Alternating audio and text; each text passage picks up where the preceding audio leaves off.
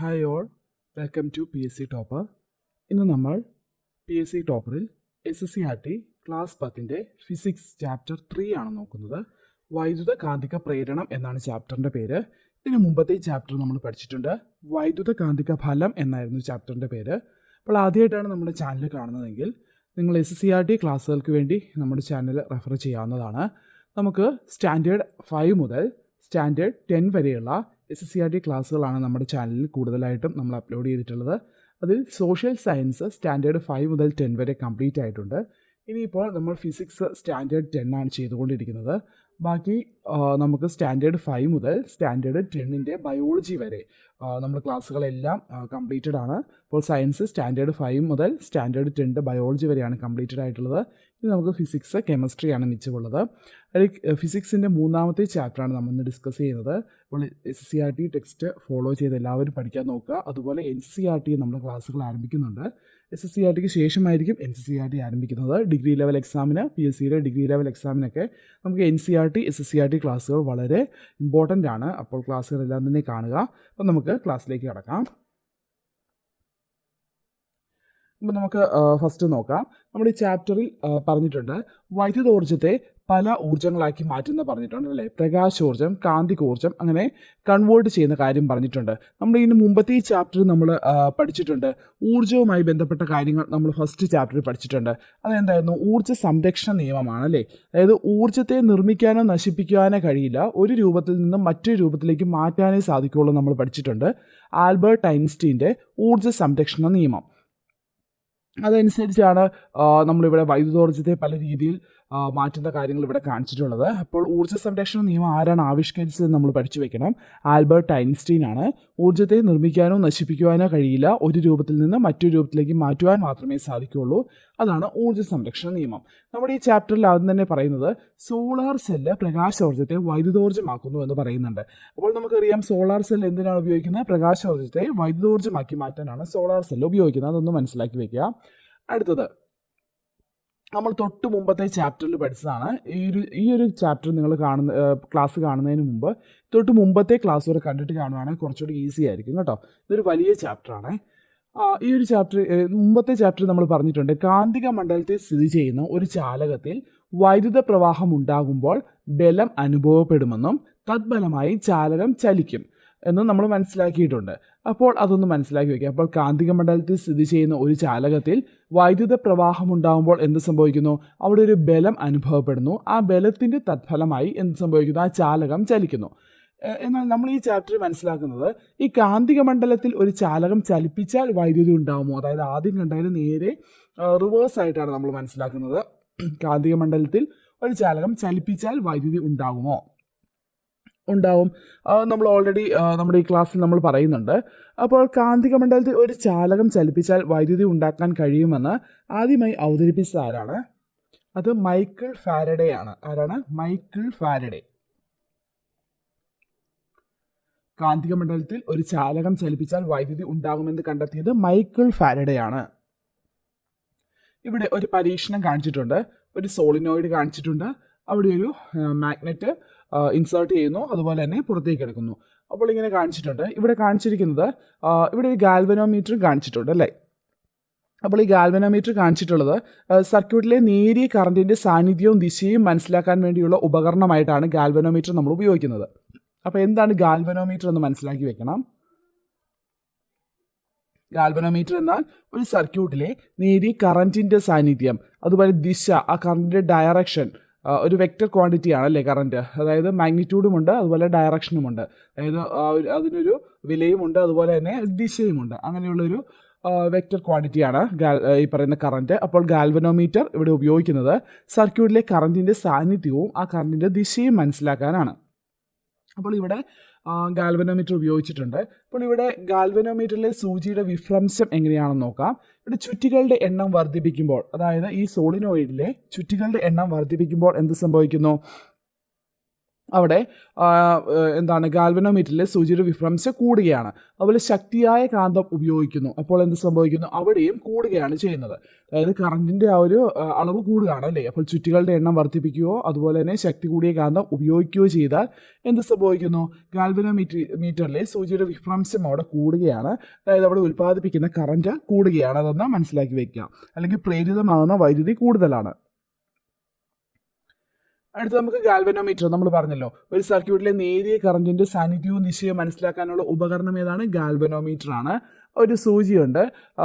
ആ ഒരു സൂചി എപ്പോഴും മധ്യഭാഗത്തുള്ള 0 എന്ന് പറയുന്ന വാല്യൂവിലായിരിക്കും അല്ലേ ഉള്ളത്.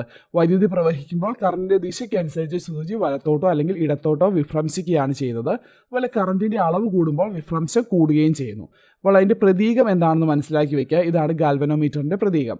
അപ്പോൾ ഗാൽവനോമീറ്റർ എന്ന് വെച്ചാൽ കറണ്ടിൻ്റെ സാന്നിധ്യവും ദിശയും മനസ്സിലാക്കുന്നതിന് വേണ്ടിയുള്ള ഉപകരണമാണ്. അതുപോലെ വൈദ്യുതി പ്രവഹിക്കുമ്പോൾ കറണ്ടിൻ്റെ ദിശയ്ക്കനുസരിച്ച് സൂചി വലത്തോട്ടോ ഇടത്തോട്ടോ വിഭ്രംശിക്കുകയാണ് ചെയ്യുന്നത്. ഇനി എന്താണ് ഇലക്ട്രോ മാഗ്നറ്റിക് ഇൻഡക്ഷൻ അഥവാ വൈദ്യുത കാന്തിക പ്രേരണം എന്ന് നോക്കാം.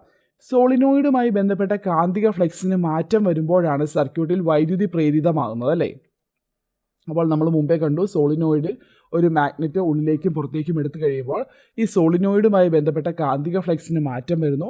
അങ്ങനെ ആ ഒരു സർക്യൂട്ടിൽ വൈദ്യുതി പ്രേരിതമാവുന്നു. ഈ ഒരു പ്രതിഭാസത്തിനാണ് വൈദ്യുത കാന്തിക പ്രേരണം എന്ന് പറയുന്നത്. ഈ ഒരു പ്രതിഭാസം മൂലം ഉണ്ടാകുന്ന വൈദ്യുതി എന്ന് പറയുന്നു പ്രേരിത വൈദ്യുതി എന്നും ആ ഒരു വോൾട്ടേജിനെ അല്ലെങ്കിൽ വോൾട്ടതയെ പ്രേരിത EMF എന്നും പറയുന്നു. അപ്പോൾ വൈദ്യുത കാന്തിക പ്രേരണം അഥവാ ഇലക്ട്രോ മാഗ്നറ്റിക് ഇൻഡക്ഷൻ വളരെ വളരെ ഇമ്പോർട്ടൻ്റ് ആണ് കേട്ടോ. അപ്പോൾ സോളിനോയിഡുമായി ബന്ധപ്പെട്ട കാന്തിക ഫ്ലക്സിന് മാറ്റം വരുമ്പോൾ ആ ഒരു സർക്യൂട്ടിൽ വൈദ്യുതി പ്രേരിതമാകുന്നു. ആ ഒരു പ്രതിഭാസത്തിനെ വൈദ്യുത കാന്തിക പ്രേരണം എന്ന് പറയുന്നു. തദ്ഫലമായി ഉണ്ടാകുന്ന വൈദ്യുതിയെ പ്രേരിത വൈദ്യുതി എന്നും വോൾട്ടതയെ പ്രേരിത EMF എന്നും പറയുന്നു. മനസ്സിലാക്കി വെക്കണം. അപ്പോൾ ഇവിടെ ഒരു ഡെഫിനിഷനായിട്ട് കാണിച്ചിട്ടുണ്ട്. ഒരു ചാലകവുമായി ബന്ധപ്പെട്ട കാന്തിക ഫ്ലക്സിൽ മാറ്റമുണ്ടാകുന്നതിൻ്റെ ഫലമായി ചാലകത്തിൽ ഒരു EMF പ്രേരണം ചെയ്യപ്പെടുന്ന പ്രതിഭാസമാണ് വൈദ്യുത കാന്തിക പ്രേരണം അഥവാ ഇലക്ട്രോ മാഗ്നറ്റിക് ഇൻഡക്ഷൻ. അപ്പോൾ ഒരു ചാലകവുമായി ബന്ധപ്പെട്ട കാന്തിക ഫ്ലക്സിൽ മാറ്റമുണ്ടാകുന്നതിൻ്റെ ഫലമായി ചാലകത്തിൽ ഒരു EMF പ്രേരണം ചെയ്യുന്ന പ്രതിഭാസത്തെയാണ് വൈദ്യുത കാന്തിക പ്രേരണം അഥവാ ഇലക്ട്രോ മാഗ്നറ്റിക് ഇൻഡക്ഷൻ എന്ന് പറയുന്നത്. മനസ്സിലാക്കി വെക്കേണ്ട വളരെ ഇമ്പോർട്ടൻ്റ് ആയിട്ടുള്ള ഒരു ഡെഫിനിഷനാണ് കേട്ടോ. മൈക്കിൾ ഫാരഡെ നമ്മൾ മുമ്പേ പറഞ്ഞല്ലോ. ഇദ്ദേഹം ഒരു ഭൗതിക ശാസ്ത്രജ്ഞനും രസതന്ത്രത്തിലും പ്രഗത്ഭനായ ശാസ്ത്രജ്ഞനായിരുന്നു. രസതന്ത്രജ്ഞനായിരുന്നു, അതുപോലെ ഭൗതിക ശാസ്ത്രജ്ഞനായിരുന്നു. അതിൻ്റെ കണ്ടുപിടുത്തമാണ് കാന്തിക മണ്ഡലത്തിൽ ഒരു കമ്പി വെച്ച് അതിലൂടെ വൈദ്യുതി പ്രവഹിച്ചാൽ കമ്പി ചലിക്കും അല്ലേ. അപ്പോൾ നമ്മൾ പറഞ്ഞു കാന്തിക മണ്ഡലത്തിൽ അതുപോലെ തന്നെ കാന്തിക മണ്ഡലത്തിൽ ഒരു ചാലകം ചലിപ്പിച്ചാൽ വൈദ്യുതി ഉണ്ടാക്കാൻ കഴിയുമെന്നും കണ്ടെത്തിയത് ഇദ്ദേഹം തന്നെയാണ്. അതായത് ഇത് കണ്ടില്ലേ, കാന്തിക ശക്തി ഉപയോഗിച്ച് വൈദ്യുതി ഉൽപ്പാദിപ്പിക്കാമെന്ന് അദ്ദേഹം 1831 കണ്ടെത്തി. അതുകൊണ്ട് തന്നെ വൈദ്യുതിയുടെ പിതാവായി അറിയപ്പെടുന്നത് ഫാരഡെയാണ്. പഠിച്ചു വെക്കണം, മൈക്കിൾ ഫാരഡെയാണ് വൈദ്യുതിയുടെ പിതാവ് എന്നറിയപ്പെടുന്നത്. അപ്പോൾ അദ്ദേഹത്തിൻ്റെ ആദ്യത്തെ ഒരു പരീക്ഷണം എന്ന് പറയുന്നത് കാന്തിക മണ്ഡലത്തിൽ ഒരു ചാലകം ചലിപ്പിച്ചാൽ വൈദ്യുതി ഉണ്ടാക്കാൻ കഴിയുമെന്നുള്ള അദ്ദേഹത്തിൻ്റെ കണ്ടെത്തലാണ് അദ്ദേഹത്തെ വൈദ്യുതിയുടെ പിതാവെന്ന് അറിയപ്പെടുത്താൻ കാരണമായത്. ഇനി വൈദ്യുത കാന്തിക പ്രേരണം അഥവാ ഇലക്ട്രോ മാഗ്നറ്റിക് ഇൻഡക്ഷൻ്റെ ഫലമായി ഉണ്ടാകുന്ന വൈദ്യുത പ്രവാഹത്തിൻ്റെ ദിശ ഏതെല്ലാം ഘടകങ്ങളെ ആശ്രയിക്കുന്നു? കാന്തിക മണ്ഡലത്തിൻ്റെ ദിശ, അതുപോലെ ചാലകത്തിൻ്റെ ചലന ദിശ. ഇതൊക്കെ നമ്മളോട് വേണമെങ്കിൽ ഒരു സ്റ്റേറ്റ്മെൻറ്റ് ക്വസ്റ്റ്യൻ ആയിട്ട് ചോദിക്കാം കേട്ടോ. അതുകൊണ്ട് ഇതൊക്കെ ഒന്ന് മനസ്സിലാക്കി വെക്കണം. നമുക്ക് ഈ ഒരു ചാപ്റ്റർ ഡെഫിനിഷൻ മാത്രം പഠിച്ചു പോയാൽ പോരാ. ഡെഫിനിഷൻ മാത്രം പഠിച്ചു പോയി കഴിഞ്ഞാൽ നമ്മളത് കുറച്ച് കഴിയുമ്പോൾ മറന്നു പോകും അല്ലേ. അപ്പോൾ നമ്മൾ എപ്പോഴും ആ ഒരു ചാപ്റ്റർ പഠിക്കുമ്പോൾ അതിൻ്റെ എല്ലാ കാര്യങ്ങളും മനസ്സിലാക്കി പഠിച്ചു പോകുന്നതാണ് നല്ലത്. അപ്പോൾ വൈദ്യുത കാന്തിക പ്രേരണത്തിൻ്റെ ഫലമായി ഉണ്ടാകുന്ന വൈദ്യുത പ്രവാഹത്തിൻ്റെ ദിശ എന്തിനെയൊക്കെ ആശ്രയിക്കുന്നു? കാന്തിക മണ്ഡലത്തിൻ്റെ ദിശ, ചാലകത്തിൻ്റെ ചലന ദിശ എന്നിവയെ ആശ്രയിക്കുന്നു. ഇനി കാന്തിക മണ്ഡല ദിശ ഉത്തര ധ്രുവത്തിൽ നിന്ന് ദക്ഷിണ ധ്രുവത്തിലേക്കാണെന്ന് സങ്കല്പിച്ചിരിക്കുകയാണ് ചെയ്യുന്നത്. നോർത്ത് പോളിൽ നിന്ന് സൗത്ത് പോളിലേക്കാണ് കാന്തിക മണ്ഡലത്തിൻ്റെ ദിശ എന്ന് സങ്കല്പിച്ചാണ് എല്ലാ എക്സ്പീരിമെൻസും ചെയ്യുന്നത്. അടുത്തത്, കാന്തിക മണ്ഡല രേഖകൾക്ക് ലംബമായിയാണ് ചാലകം ചലിക്കുന്നതെങ്കിൽ ഉണ്ടാകുന്ന പ്രേരിത വൈദ്യുതി പരമാവധി ആയിരിക്കുമെന്നും കാന്തിക മണ്ഡല ദിശ, ചാലകത്തിൻ്റെ ചലന ദിശ, പ്രേരിത വൈദ്യുതിയുടെ ദിശ എന്നിവ തമ്മിലുള്ള ബന്ധം ലളിതമായി വിശദീകരിക്കാമെന്നും ജോൺ എബ്രോസ് ഫ്ലെമിംഗ് കണ്ടെത്തിയിട്ടുണ്ട്. ഇതാണ് ഫ്ലെമിങ്ങിൻ്റെ വലതുകൈ നിയമം എന്ന് അറിയപ്പെടുന്നത്. വളരെ ഇമ്പോർട്ടൻ്റ് ആണ്. അപ്പോൾ ഫ്ലെമിങ്ങിൻ്റെ വലതുകൈ നിയമം എന്തുമായി ബന്ധപ്പെട്ടതാണ്? കാന്തിക മണ്ഡല ദിശ, ചാലകത്തിൻ്റെ ചലനദിശ, പ്രേരിത വൈദ്യുതിയുടെ ദിശ. അപ്പോൾ നമ്മൾ മുമ്പേ പറഞ്ഞു, ഒരു വൈദ്യുത കാന്തിക പ്രേരണം അഥവാ ഇലക്ട്രോമാഗ്നറ്റിക് ഇൻഡക്ഷൻ്റെ ഫലമായി ഉണ്ടാകുന്ന പ്രേരിത വൈദ്യുതിയുടെ ദിശ ഏതെല്ലാം ഘടകങ്ങളെ ആശ്രയിക്കുന്നു എന്ന് പറഞ്ഞു? കാന്തിക മണ്ഡലത്തിൻ്റെ ദിശ, ചാലകത്തിൻ്റെ ചലനദിശ. അപ്പോൾ ഈ വൈദ്യുത പ്രവാഹത്തിൻ്റെ ദിശ, പ്രേരിത വൈദ്യുതിയുടെ ദിശ, അതുപോലെ കാന്തിക മണ്ഡലത്തിൻ്റെ ദിശ, ചാലകത്തിൻ്റെ ചലനദിശ, ഇത് മൂന്നിനെയും കൂടെ കണക്ട് ചെയ്ത് പറയുന്ന നിയമം ഏതാണെന്ന് ചോദിച്ചാൽ അത് ഫ്ലെമിങ്ങിൻ്റെ വലതുകൈ നിയമമാണ്. അപ്പോൾ നമുക്ക് നോക്കാം ഫ്ലെമിങ്ങിൻ്റെ വലതുകൈ നിയമം, ഫ്ലെമിങ്സ് റൈറ്റ് ഹാൻഡ് റൂൾ എന്താ പറയുന്നത് നോക്കാം. ഒരു ചാലകത്തെ കാന്തിക മണ്ഡലത്തിന് ലംബമായി ചലിപ്പിക്കുന്നുവെന്ന് കരുതുക. വലതു കൈയിലെ തള്ളവിരൽ, ചൂണ്ടുവിരൽ, നടുവിരൽ എന്നിവ ഓരോന്നും പരസ്പരം ലംബമായി വരത്തക്ക വണ്ണം നിവർത്തുക. ഇതിൽ ചൂണ്ടുവിരൽ കാന്തിക മണ്ഡലത്തിൻ്റെ ദിശയെയും തള്ളവിരൽ ചാലകത്തിൻ്റെ ചലനദിശയെയും സൂചിപ്പിക്കുന്നുവെങ്കിൽ ഈ നമ്മുടെ മിഡിൽ ഫിംഗർ എന്തിനെ സൂചിപ്പിക്കുന്നു? പ്രേരിത വൈദ്യുതിയുടെ ദിശയെ സൂചിപ്പിക്കുന്നു. അപ്പോൾ നമ്മൾ മുമ്പേ പറഞ്ഞ ആ സെയിം കാര്യങ്ങളാണ്, 3 കാര്യങ്ങളാണ് നമ്മളിവിടെ നോക്കുന്നത്. പ്രേരിത വൈദ്യുതിയുടെ ദിശ എങ്ങനെയായിരിക്കും? അത് എന്തിനെയൊക്കെ ഡിപ്പെൻഡ് ചെയ്യുന്നു എന്ന് പറഞ്ഞു? ചാലകത്തിൻ്റെ ചലനദിശയെ ഡിപ്പെൻഡ് ചെയ്യുന്നു, കാന്തിക മണ്ഡലത്തിൻ്റെ ദിശയെ ഡിപ്പെൻഡ് ചെയ്യുന്നു എന്ന് പറഞ്ഞു. അപ്പോൾ നമ്മൾ ഈ പറയുന്ന നമ്മുടെ വലത് കൈയിലെ 3 വിരലുകൾ പരസ്പരം ലംബമായി വരത്തക്ക വണ്ണം നമ്മളതിനെ വയ്ക്കുകയാണെങ്കിൽ നമുക്ക് ചൂണ്ടുവിരൽ എന്തിനെ സൂചിപ്പിക്കുന്നു? കാന്തിക മണ്ഡലത്തിൻ്റെ ദിശയെയും പെരുവിരൽ ചാലകത്തിൻ്റെ ചലനദിശയെയും സൂചിപ്പിക്കുന്നു. അപ്പോൾ നമ്മുടെ മിഡിൽ ഫിംഗർ ആയിരിക്കും വൈദ്യുത പ്രവാഹ ദിശയിലുള്ളത്. അപ്പോൾ അത്രയും കാര്യങ്ങൾ പഠിച്ചു വയ്ക്കുന്നത് വളരെ ഇമ്പോർട്ടൻ്റ് ആണ് കേട്ടോ. ഫ്ലെമിങ്സ് വലത് കൈ നിയമം, ഫ്ലെമിങ്സ് റൈറ്റ് ഹാൻഡ് റൂൾ. ഇനി എന്താണ് DC, അതുപോലെ എന്താണ് AC? തുടർച്ചയായി ഒരേ ദിശയിൽ പ്രവഹിക്കുന്ന വൈദ്യുതിയാണ് നേർധാരാ വൈദ്യുതി അഥവാ ഡയറക്റ്റ് കറണ്ട്. അത് എപ്പോഴും ഒരേ ദിശയിലാണ്, ഡയറക്റ്റ് കറണ്ട് ആണ്. ഇനി ക്രമമായ ഇടവേളകളിൽ തുടർച്ചയായി ദിശ മാറിക്കൊണ്ടിരിക്കുന്ന വൈദ്യുതിയാണ് പ്രത്യാവർത്തി ധാരാ വൈദ്യുതി അഥവാ ഓൾട്ടർനേറ്റിംഗ് കറണ്ട് അഥവാ AC. അപ്പോൾ എന്താണ് ഡയറക്റ്റ് കറണ്ട് അഥവാ നേർധാരാ വൈദ്യുതി? തുടർച്ചയായി ഒരേ ദിശയിൽ പ്രവഹിക്കുന്ന വൈദ്യുതിയാണ്. ഇനി ക്രമമായ ഇടവേളകളിൽ തുടർച്ചയായി ദിശ മാറിക്കൊണ്ടിരിക്കുന്ന വൈദ്യുതിയെ പ്രത്യാവർത്തി ധാരാ വൈദ്യുതി അഥവാ ഓൾട്ടർനേറ്റിംഗ് കറണ്ട് അഥവാ AC എന്ന് പറയുന്നു. ഓക്കെ, ഇനി നമുക്കറിയാം ജനറേറ്റർ എന്താണെന്ന് നോക്കാം. കാന്തത്തിൻ്റെയോ കമ്പിച്ചുരുളിൻ്റെയോ ചലനം മൂലം തുടർച്ചയായി വൈദ്യുതി ലഭ്യമാക്കുന്ന ഉപകരണത്തിനുള്ള ഉദാഹരണമാണ് ജനറേറ്റർ. അതുപോലെ സൈക്കിൾ, ഡൈനാമോ ഇത്തരത്തിലുള്ള ഒരു ഉപകരണമാണ് അല്ലേ. കാന്തത്തിൻ്റെയോ കമ്പിച്ചുരുളിൻ്റെയോ ചലനം മൂലം തുടർച്ചയായി വൈദ്യുതി ലഭ്യമാക്കുന്ന ഉപകരണത്തിനുള്ള ഉദാഹരണമാണ് ജനറേറ്റർ, അതുപോലെ സൈക്കിൾ, ഡൈനാമോ.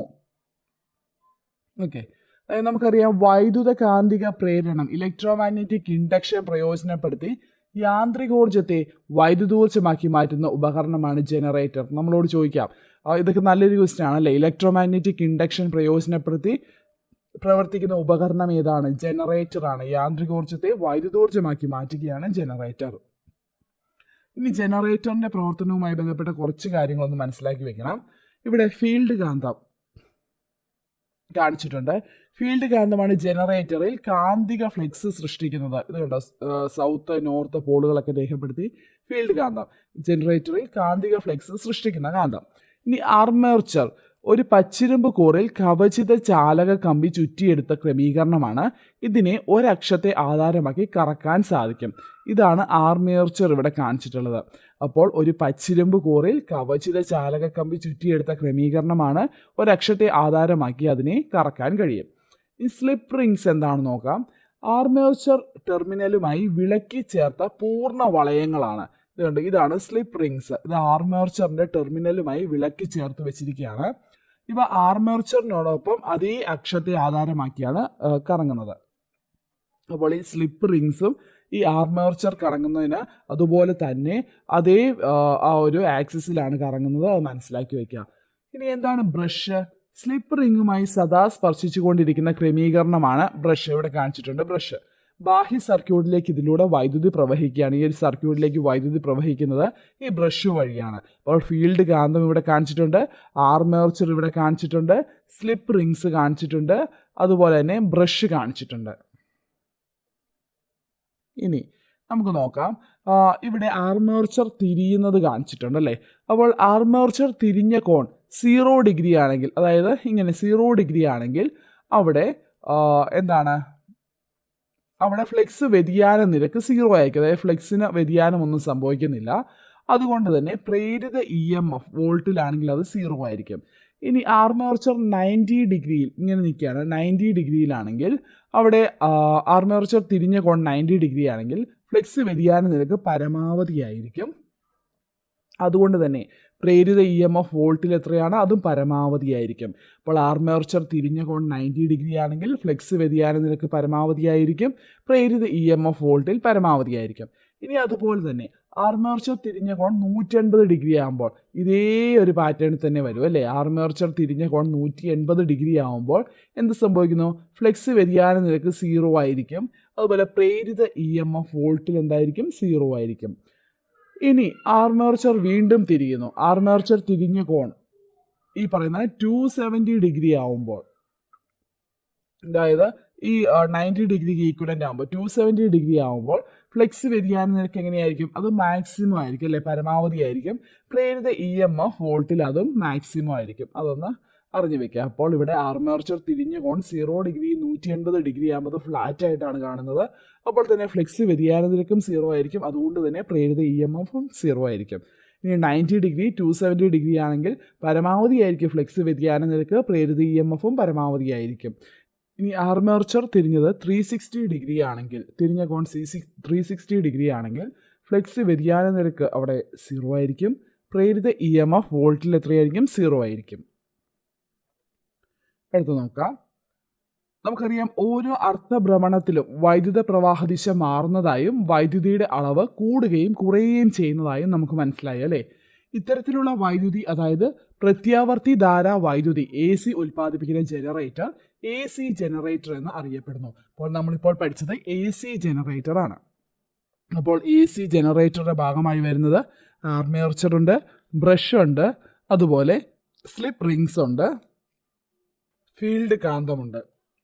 അത്രയൊന്നും മനസ്സിലാക്കി വയ്ക്കുക. അപ്പോൾ ഓരോ അർത്ഥഭ്രമണത്തിലും വൈദ്യുത പ്രവാഹ ദിശ മാറുന്നതായും വൈദ്യുതിയുടെ അളവ് കൂടുകയും കുറയുകയും ചെയ്യുന്നതായിട്ടും നമുക്ക് മനസ്സിലായി. അപ്പോൾ ഇങ്ങനെ വൈദ്യുതി, ഈ ഒരു വൈദ്യുതി ഇവിടെ AC വൈദ്യുതിയാണ് അല്ലേ, പ്രത്യാവർത്തി ധാരാ വൈദ്യുതിയാണ്. അത് ഉൽപ്പാദിപ്പിക്കുന്ന ജനറേറ്റർ AC ജനറേറ്ററാണ്. അപ്പോൾ നമ്മൾ പഠിച്ചത് AC ജനറേറ്ററാണ്. അപ്പോൾ ഇവിടെ കാണിച്ചിട്ടുണ്ട് AC വൈദ്യുതിയുടെ ആ ഒരു ഗ്രാഫാണ് ഇവിടെ കാണിച്ചിട്ടുള്ളത്. അപ്പോൾ ഇവിടെ പീരിയഡ് T കാണിച്ചിട്ടുണ്ട് അല്ലേ. അതായത് ആർമേച്ചർ കോയിലിൻ്റെ ഒരു പൂർണ്ണ ഭ്രമണത്തിനെടുക്കുന്ന സമയമാണ് പീരിയഡ് T. അർത്ഥഭ്രമണം 180 ഡിഗ്രി തിരിയാനെടുക്കുന്ന സമയം T/2 ആണ്. ഇവിടെ കാണിച്ചിരിക്കുന്നത് ടൈം T എന്ന് കാണിച്ചിട്ടുണ്ട്. ആ ഒരു ടൈം ആണെങ്കിൽ എത്രയാണ്, അതൊരു പീരീഡ് ആണ് അല്ലേ. അപ്പോൾ ആർമേച്ചർ കോയിലിൻ്റെ ഒരു പൂർണ്ണ ഭ്രമണത്തിനെടുക്കുന്ന സമയത്തെയാണ് പീരീഡ് അഥവാ T എന്ന് പറയുന്നത്. അപ്പോൾ അർത്ഥഭ്രമണം ചെയ്യാനെടുക്കുന്ന, അല്ലെങ്കിൽ 180 ഡിഗ്രി തിരിയാനെടുക്കുന്ന സമയം എന്താണത്, T/2 ആണ്. അതൊന്ന് ജസ്റ്റ് അറിഞ്ഞു വയ്ക്കാം. AC ജനറേറ്ററിൻ്റെ ആർമേച്ചർ ആദ്യ അർത്ഥഭ്രമണത്തിൽ ഒരു ദിശയിൽ ഉൽപ്പാദിപ്പിക്കുന്ന പ്രേരിത വൈദ്യുതിയും അടുത്ത അർത്ഥഭ്രമണത്തിൽ വിപരീത ദിശയിൽ ഉൽപ്പാദിപ്പിക്കുന്ന പ്രേരിത വൈദ്യുതിയും ചേർന്നാൽ ACയുടെ ഒരു പരിവൃത്തി അഥവാ സൈക്കിൾ ലഭിക്കും. ഒരു സെക്കൻഡിലെ പരിവൃത്തികളുടെ എണ്ണമാണ് ACയുടെ ആവൃത്തി അഥവാ ഫ്രീക്വൻസി. അപ്പോൾ ഇവിടെ നോക്കുക, ഇവിടെ കാണിച്ചിട്ടുണ്ട്. അപ്പോൾ ഈ ഒരു ഗ്രാഫ് നോക്കുക. അപ്പോൾ ഇവിടെ AC ജനറേറ്ററിൻ്റെ ആർമേച്ചർ ആദ്യ അർത്ഥഭ്രമണത്തിൽ ഒരു ദിശയിൽ ഉൽപ്പാദിപ്പിക്കുന്ന പ്രേരിത വൈദ്യുതി, ഇതാണ് ഒരു ദിശയിൽ ഉൽപ്പാദിപ്പിക്കുന്ന പ്രേരിത വൈദ്യുതി. അതുപോലെ അടുത്ത അർത്ഥഭ്രമണത്തിൽ വിപരീത ദിശയിൽ ഉൽപ്പാദിപ്പിക്കുന്ന പ്രേരിത വൈദ്യുതിയും ചേർന്നാൽ, ഈ ഒരു വിപരീത ദിശയിലുള്ള പ്രേരിത വൈദ്യുതിയും ചേർന്നാൽ എന്ത് സംഭവിക്കുന്നു, ആ ഒരു ACയുടെ അല്ലെങ്കിൽ ആ ഒരു AC കറണ്ടിൻ്റെ ഒരു പരിവൃത്തി ലഭിക്കും അല്ലേ. ഓൾട്ടർനേറ്റിംഗ് കറണ്ടിൻ്റെ ഒരു പരിവൃത്തി അഥവാ സൈക്കിൾ ലഭിക്കും. അപ്പോൾ ഒരു സെക്കൻഡിലെ പരിവൃത്തികളുടെ അല്ലെങ്കിൽ സൈക്കിൾസിൻ്റെ എണ്ണത്തെയാണ് ACയുടെ ആവൃത്തി എന്ന് പറയുന്നത്. ഒരു സെക്കൻഡിൽ എത്ര സൈക്കിൾസ് ഉണ്ട്, ഇപ്പോൾ ഒരു സെക്കൻഡിൽ 3 സൈക്കിൾസ് ഉണ്ടെങ്കിൽ അതിൻ്റെ ആവൃത്തി 3 ആയിരിക്കും. അപ്പോൾ നമ്മുടെ രാജ്യത്തെ വിതരണത്തിന് വേണ്ടി ഉൽപ്പാദിപ്പിക്കുന്ന ACയുടെ ആവൃത്തി 50 സൈക്കിൾസ് പെർ സെക്കൻഡ് ആണ്. അഥവാ 50 ഹെഡ്സ് ആണ് എന്ന് മനസ്സിലാക്കാം. ഹെഡ്സ് ഇവിടെ ആവൃത്തിയുടെ യൂണിറ്റ് ആണ് അല്ലേ, ഫ്രീക്വൻസിയുടെ യൂണിറ്റ് ആണ്. അപ്പോൾ നമ്മുടെ രാജ്യത്ത് വിതരണത്തിന് വേണ്ടി ഉൽപ്പാദിപ്പിക്കുന്ന എ സിയുടെ ഫ്രീക്വൻസി അഥവാ ആവൃത്തി എത്രയാണ്? 50 സൈക്കിൾസ് പെർ സെക്കൻഡ് അഥവാ 50 ഹെഡ്സ് ആണത് പഠിച്ചു വെക്കണം കേട്ടോ. അടുത്ത ക്വസ്റ്റ്യൻ നമുക്കറിയാം, ലഭിക്കുന്ന വൈദ്യുതിയുടെ ആവൃത്തി 50 ഹെഡ്സ് ആകണമെങ്കിൽ ആർമേച്ചർ കോയിൽ ഒരു സെക്കൻഡിൽ 50 പ്രാവശ്യം ഭ്രമണം ചെയ്യണം അല്ലേ. ഒരു പ്രാവശ്യം ഭ്രമണം ചെയ്തു വരുന്നതാണ് ഒരു സൈക്കിൾ എന്ന് പറയുന്നത്. അപ്പോൾ ഒരു സെക്കൻഡിൽ തന്നെ 50 പ്രാവശ്യം ഭ്രമണം ചെയ്യേണ്ടി വരും അല്ലേ, ആവൃത്തി 50 ഹെഡ്സ് ആകണമെങ്കിൽ. അപ്പോൾ എന്ത് സംഭവിക്കുന്നു? പ്രായോഗിക ബുദ്ധിമുട്ടുകൾ ഉണ്ടാകുന്നു. അത് പരിഗണിച്ച് എന്ത് ചെയ്യുന്നു? കറക്കത്തിൻ്റെ എണ്ണം കുറയ്ക്കാൻ വേണ്ടി ഈ ജനറേറ്ററുകളിൽ കാന്തിക ധ്രുവങ്ങളുടെയും ആർമേച്ചർ കോയിലുകളുടെയും എണ്ണം വർദ്ധിപ്പിച്ചിട്ടുണ്ട് അല്ലേ. അപ്പോൾ ഈ പ്രായോഗിക ബുദ്ധിമുട്ടുണ്ട്, കറക്കത്തിൻ്റെ എണ്ണം കൂടുമ്പോൾ അത് കുറയ്ക്കാൻ വേണ്ടി ജനറേറ്ററുകളിൽ എന്ത് ചെയ്യുന്നു? കാന്തിക ധ്രുവങ്ങളുടെയും ആർമേച്ചർ കോയിലുകളുടെയും എണ്ണം വർദ്ധിപ്പിക്കുകയാണ് ചെയ്യുന്നത്. നമ്മൾ പറഞ്ഞു സ്ലിപ്പ് റിങ്സും ബ്രഷുകളും. ഒരു ജനറേറ്ററിൻ്റെ ആർമേച്ചർ കറങ്ങുമ്പോൾ പ്രേരിതമാകുന്ന വൈദ്യുതിയെ ബാഹ്യ സർക്യൂട്ടിൽ എത്തിക്കാനുള്ള സംവിധാനമാണ് ഈ പറയുന്ന സ്ലിപ്പ് റിങ്ങുകളും ബ്രഷുകളും. എന്നാൽ ജനറേറ്ററുകളിൽ കാന്തമാണ് കറങ്ങുന്നതെങ്കിൽ ഇങ്ങനത്തെ സംവിധാനത്തിൻ്റെ ആവശ്യമില്ല അല്ലേ. അപ്പോൾ സ്ലിപ്പ് റിങ്ങുകൾ ബ്രഷുമായി ഉരസി സ്പാർക്ക് ഉണ്ടാവുന്നത് കൊണ്ട് എ സി ജനറേറ്ററുകളിൽ പൊതുവെ എന്താണ് ഉപയോഗിക്കുന്നത്? കാന്തമാണ് കറക്കുന്നത്. ഇത്തരത്തിൽ കറക്കാൻ ആവശ്യമായിട്ടുള്ള യാന്ത്രികോർജ്ജം ലഭിക്കാൻ വേണ്ടി പല മാർഗ്ഗങ്ങളും യൂസ് ചെയ്യാറുണ്ട്. ഡീസൽ, പെട്രോൾ എഞ്ചിനുകൾ, അതുപോലെ അണക്കെട്ടിലെ വെള്ളം എന്നിവ ഉപയോഗപ്പെടുത്തി ജനറേറ്ററുകൾ പ്രവർത്തിപ്പിക്കാറുണ്ട് അല്ലേ. അപ്പോൾ സ്ലിപ്പ് റിങ്ങുകൾ ബ്രഷുമായി ഉരസി സ്പാർക്ക് ഉണ്ടാവുന്നത് കൊണ്ടാണ് എ സി ജനറേറ്ററുകളിൽ കാന്തം കൂടുതലായിട്ടും കറക്കാൻ ഉപയോഗിക്കുന്നത്. അതൊന്ന് മനസ്സിലാക്കി വയ്ക്കുക. ഇനി ഇത്തരത്തിൽ കറക്കാൻ ആവശ്യമായുള്ള യാന്ത്രികോർജ്ജം ലഭിക്കാൻ വേണ്ടി ഉപയോഗിക്കുന്നത് ഡീസൽ, പെട്രോൾ എഞ്ചിനുകൾ, അതുപോലെ അണക്കെട്ടിലെ വെള്ളം എന്നിവ ഉപയോഗിക്കാറുണ്ട്. ഇനി ജനറേറ്ററിൽ സ്ലിപ്പ് റിങ്ങിന് പകരം സ്പ്ലിറ്റ് റിംഗ് കമ്മ്യൂട്ടേറ്റർ സംവിധാനം ഉപയോഗിക്കുകയാണെങ്കിൽ അത്തരം ജനറേറ്ററുകളിൽ നിന്ന് ലഭിക്കുന്നത് DC ആണ്. അപ്പോൾ DC ജനറേറ്ററുകളിൽ സ്ലിപ്പ് റിങ്ങിന് പകരം ഉപയോഗിക്കുന്നത് എന്താണ്? സ്പ്ലിറ്റ് റിംഗ് കമ്മ്യൂട്ടേറ്റർ ആണ്. അത് പഠിച്ചു വെക്കണം. അതൊക്കെ സ്റ്റേറ്റ്മെൻറ്റിൽ ചോദിക്കാം. AC ജനറേറ്ററുകളിൽ ഉപയോഗിക്കുന്ന സ്ലിപ്പ് റിംഗ് ആണെങ്കിൽ DC ജനറേറ്ററുകളിൽ സ്പ്ലിറ്റ് റിംഗ് കമ്മ്യൂട്ടേറ്റർ സംവിധാനമാണ് ഉപയോഗിക്കുന്നത്. ഇവിടെ കാണിച്ചിട്ടുണ്ട് സ്പ്ലിറ്റ് റിംഗ് കമ്മ്യൂട്ടേറ്റർ. ഇവിടെ ബ്രഷ് B1 എല്ലായ്പ്പോഴും കാന്തിക മണ്ഡലത്തിൻ്റെ മുകളിലേക്ക് ചലിക്കുന്ന ആർമേച്ചർ ഭാഗമായും രണ്ടാമത്തെ ബ്രഷ് B2 എല്ലായ്പ്പോഴും താഴേക്ക് ചലിക്കുന്ന ആർമേച്ചർ ഭാഗമായും ബന്ധപ്പെട്ടിരിക്കുന്നു അല്ലേ. അതുകൊണ്ട് തന്നെ ആർമേച്ചർ കറങ്ങുമ്പോൾ AC ഉണ്ടാവുമെങ്കിലും ബാഹ്യ സർക്യൂട്ടിൽ DC ആണ് ലഭിക്കുന്നത്. ഇത്തരം ജനറേറ്ററുകളാണ് DC ജനറേറ്റർ. നമ്മൾ AC ജനറേറ്റർ മുമ്പേ പറഞ്ഞു. ഇവിടെ ബ്രഷ് B1 എവിടെയാണ്? അത് എല്ലായ്പ്പോഴും കാന്തിക മണ്ഡലത്തിൻ്റെ മുകളിലേക്ക് ചലിക്കുന്ന ആർമേച്ചർ ഭാഗമായും രണ്ടാമത്തെ ബ്രഷ് B2 എല്ലായ്പ്പോഴും താഴേക്ക് ചലിക്കുന്ന ആർമേച്ചർ ഭാഗമായും ബന്ധപ്പെട്ടിരിക്കുന്നു. അതുകൊണ്ട് തന്നെ ഇവിടെ ആർമേച്ചർ കറങ്ങുമ്പോൾ AC ഉണ്ടാവുമെങ്കിലും ബാഹ്യ സർക്യൂട്ടിൽ എന്താണ്? DC ആണ് ലഭിക്കുന്നത്. ഇത്തരം ജനറേറ്ററുകളെ DC ജനറേറ്ററുകൾ എന്ന് പറയുന്നു. ഇനി AC-യുടെ പ്രത്യേകത നോക്കാം. ഇവിടെ തുടർച്ചയായി ദിശ മാറുന്നു അല്ലേ, തുടർച്ചയായി ദിശ മാറുന്നു. അതുപോലെ EMF-ന് എന്ത് സംഭവിക്കുന്നു? അതിന് ഏറ്റക്കുറച്ചിലുണ്ടാവുന്നുണ്ട്, കൂടുകയും കുറയുകയും ചെയ്യുന്നു. AC ആണെങ്കിൽ, ഓൾട്ടർനേറ്റിംഗ് കറന്റ് ആണെങ്കിൽ തുടർച്ചയായി ദിശ മാറുന്നു, EMF കൂടുകയും കുറയുകയും ചെയ്യുന്നു. ഇനി ബാറ്ററി DC ആണെങ്കിൽ അവിടെ എന്താണ്? തുടർച്ചയായി ദിശ മാറുന്നുണ്ടോ? ഇല്ല, ദിശ എപ്പോഴും സ്റ്റേബിൾ ആയിരിക്കും അല്ലേ, ഒരേ ദിശയിലായിരിക്കും. അതുപോലെ തന്നെ EMF-ഉം തുല്യമായിരിക്കും. EMF-ഉം തുല്യമായിരിക്കും, ദിശയും ഒരേ ദിശയിൽ തന്നെയായിരിക്കും. അത് മനസ്സിലാക്കി വയ്ക്കുക. ഇനി ജനറേറ്റർ DC ആണെങ്കിൽ ദിശ എപ്പോഴും തുല്യമാണ്, എന്നാൽ EMF കൂടുകയും കുറയുകയും ചെയ്യുന്നു. അതാണ് ജനറേറ്റർ DC. മനസ്സിലാക്കി വയ്ക്കുക. അപ്പോൾ ഇവിടെ AC പറഞ്ഞു തുടർച്ചയായി ദിശ മാറുന്നു, EMF കൂടുകയും കുറയുകയും ചെയ്യുന്നു. ബാറ്ററി DC ആണെങ്കിൽ EMF എപ്പോഴും തുല്യമായിരിക്കും, അതുപോലെ തന്നെ ദിശയും തുല്യമായിരിക്കും. ജനറേറ്റർ DC ആണെങ്കിൽ EMF കൂടുകയും കുറയുകയും ചെയ്യുന്നു, എന്നാൽ ദിശ എപ്പോഴും തുല്യമായിരിക്കും, ഒരേ ദിശയിലായിരിക്കും അല്ലേ. അത്രയും കാര്യങ്ങളൊന്നും മനസ്സിലാക്കി വയ്ക്കുക. ഇതൊക്കെ നമുക്ക് സ്റ്റേറ്റ്മെൻറ്റിൽ ചോദിക്കാം. അടുത്തത് എന്താണ് മ്യൂച്വൽ ഇൻഡക്ഷൻ എന്ന് നോക്കാം. ഇവിടെ ഈ ചിത്രത്തിൽ കാണിച്ചിട്ടുണ്ട്, ഒരു പച്ചിരുമ്പ് കോറിന് മുകളിൽ കവചിത കമ്പി കൊണ്ട് ചുറ്റുകൾ ഉണ്ടാക്കിയിരിക്കുന്നു. ഏകദേശം 500 ചുറ്റുകളുണ്ട്. ആദ്യത്തെ കമ്പിച്ചുരുളിൻ്റെ അഗ്രങ്ങളെ ഒരു സെല്ലും സ്വിച്ചുമായും രണ്ടാമത്തെ ചുരുളിൻ്റെ അഗ്രങ്ങളെ ഒരു ബൾബുമായി ഘടിപ്പിച്ചിരിക്കുകയാണ്. അപ്പോൾ ഇവിടെ പ്രൈമറി ചുരുളുണ്ട്, സെക്കൻഡറി ചുരുളുണ്ട്. പ്രൈമറി കോയിലുണ്ട്, സെക്കൻഡറി കോയിലുണ്ട്. പച്ചിരുമ്പ് കോറിന് ചുറ്റുമാണ് ഈ കോയിൽസ് ചുറ്റിയിരിക്കുന്നത്. ആദ്യത്തേതിൽ ഒരു ബാറ്ററിയും ഒരു സ്വിച്ചും കണക്ട് ചെയ്തിരിക്കുന്നു. രണ്ടാമത്തേതിൽ ഒരു ബൾബ് കണക്ട് ചെയ്തിരിക്കുന്നു. ഏത് കോയിലിലാണോ നാം വൈദ്യുതി നൽകുന്നത് അതാണ് പ്രൈമറി കോയിൽ. അപ്പോൾ ഇവിടെ നമ്മളിവിടെ ഒരു ബാറ്ററി കൊടുത്തിട്ടുണ്ട് അല്ലേ, അതുകൊണ്ടാണ് ഇത് വൈദ്യുതി കൊടുക്കുന്നതുകൊണ്ട് തന്നെ ഇത് പ്രൈമറി കോയിലായിരിക്കും. ഇനി ഏത് കോയിലാണോ വൈദ്യുതി പ്രേരിതമാകുന്നത് അതാണ് സെക്കൻഡറി കോയിൽ. ഇവിടെ വൈദ്യുതി പ്രേരിതമാകുന്നത് ഈ ഒരു കോയിലാണ്, അതാണ് സെക്കൻഡറി കോയിൽ. അപ്പോൾ നമുക്കറിയാം സമീപസ്ഥങ്ങളായി സ്ഥിതി ചെയ്യുന്ന രണ്ട് കമ്പിച്ചുരുളുകളിൽ ഒന്നിലെ വൈദ്യുത പ്രവാഹ തീവ്രതയിലോ ദിശയിലോ മാറ്റമുണ്ടാകുമ്പോൾ അതിനു ചുറ്റുമുള്ള കാന്തിക ഫ്ലക്സിന് മാറ്റമുണ്ടാകുന്നു. ഇതിന്റെ ഫലമായി രണ്ടാമത്തെ കമ്പിച്ചുരുളിലും ഒരു EMF പ്രേരിതമാവുന്നു. ഈ പ്രതിഭാസമാണ് മ്യൂച്വൽ ഇൻഡക്ഷൻ. അപ്പോൾ നമ്മുടെ ഈ ഒരു എക്സ്പെരിമെന്റ് വെച്ച് പറയുകയാണെങ്കിൽ ഇവിടെ ആദ്യത്തെ പ്രൈമറി കോയിലിൽ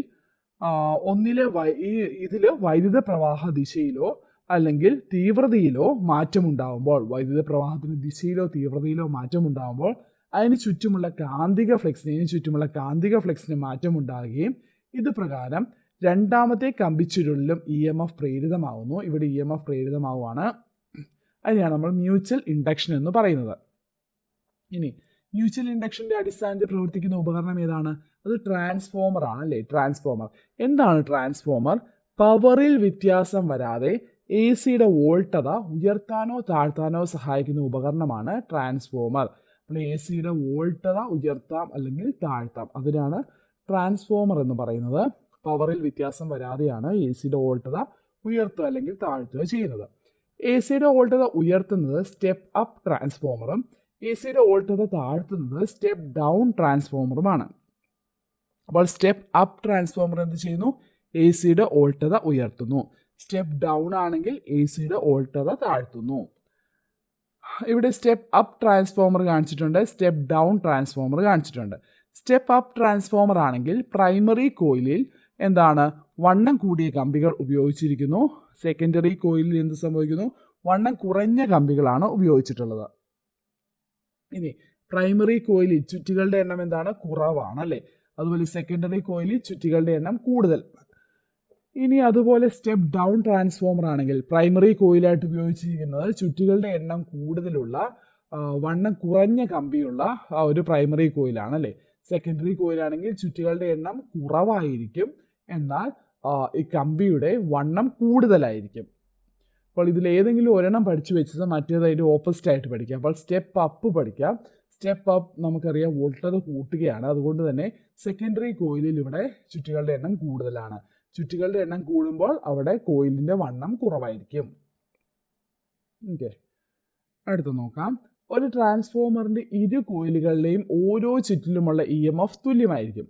ഒരു ചുറ്റിലുള്ള EMF ഇങ്ങനെ നമ്മൾ ഇവിടെ കാണിച്ചിരിക്കുന്ന പോലെ നമ്മൾ റെപ്രസെൻ്റ് ചെയ്യുകയാണെങ്കിൽ primary കോയിലിലെ EMF VP = NP × E ആയിരിക്കും അല്ലേ. അപ്പോൾ ഇവിടെ ഇത് EMF-നെയാണ് ഇത് റെപ്രസെൻ്റ് ചെയ്യുന്നത്. അതുകൊണ്ട് തന്നെ സെക്കൻഡറി ചുരുളിൽ പ്രേരിതമാകുന്ന EMF എന്തായിരിക്കും? VS = NS × EMF ആയിരിക്കും.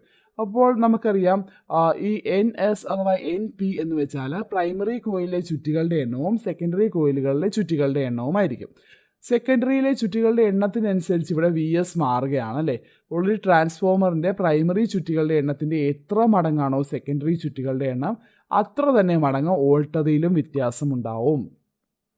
അപ്പോൾ നമ്മുടെ സ്റ്റെപ്പ് അപ്പ് ട്രാൻസ്ഫോമർ ആണെങ്കിൽ പ്രൈമറി കോയിലിലെ ചുറ്റികളുടെ എണ്ണം കുറവാണ്, അതിൻ്റെ എത്ര മടങ്ങാണോ സെക്കൻഡറിയിലെ ചുറ്റികളുടെ എണ്ണം അത്ര തന്നെ മടങ്ങ് അവിടെ വോൾട്ടതയിലും വ്യത്യാസമുണ്ടാവും. അതൊന്ന് അറിഞ്ഞു വയ്ക്കുക. വോൾട്ടത കൂട്ടാനാണല്ലോ നമ്മൾ സ്റ്റെപ്പ് അപ്പ് ട്രാൻസ്ഫോമർ യൂസ് ചെയ്യുന്നത്. ഇനി VS സെക്കൻഡറി വോൾട്ടതയും VP പ്രൈമറി വോൾട്ടതയും NS സെക്കൻഡറിയിലെ ചുറ്റികളുടെ എണ്ണവും NP പ്രൈമറിയിലെ ചുറ്റികളുടെ എണ്ണവുമാണെങ്കിൽ ട്രാൻസ്ഫോമറുകളുടെ ചുറ്റികളുടെ എണ്ണവും അതിൽ പ്രേരിതമാകുന്ന EMF-ഉം തമ്മിലുള്ള ബന്ധം കാണിക്കുന്ന ഇക്വേഷൻ പഠിച്ചു വെക്കണം, വളരെ ഇമ്പോർട്ടൻ്റ് ആണ്. VS/VP = NS/NP ആണ്. VS എന്ന് വെച്ചാൽ പ്രൈമറി സെക്കൻഡറി വോൾട്ടതയാണ്, VP എന്ന് വെച്ചാൽ പ്രൈമറി വോൾട്ടതയാണ്, NS സെക്കൻഡറിയിലെ ചുറ്റികളുടെ എണ്ണമാണ്, NP പ്രൈമറി ചുറ്റികളുടെ എണ്ണമാണ്. ഒരു ട്രാൻസ്ഫോമറിനെ സംബന്ധിച്ചിടത്തോളം നമുക്കറിയാം പ്രൈമറിയിലെ പവർ = സെക്കൻഡറിയിലെ പവർ ആണല്ലേ. അതായത് V P into I P is equal to V S into I S ആണ്.